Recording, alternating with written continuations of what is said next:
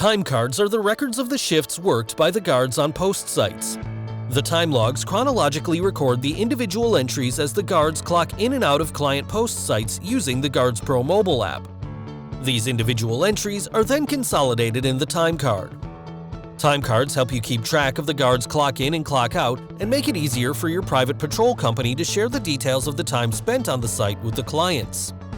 Also, while generating payroll, the system calculates total guard hours on the basis of the time card. To view the time card, click on the time clock on the main menu and select Time Card. On the next screen, you will see a list of the time card entries in the system. You can refine the results from the report filter to view the time card entries for a specific client, post site, guard, skill set, or department for a date range.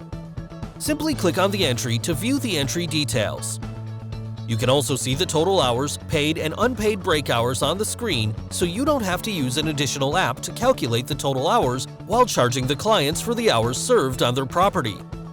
If you have any more questions, please feel free to contact our support team anytime. GuardsPro, #1 security patrol solution.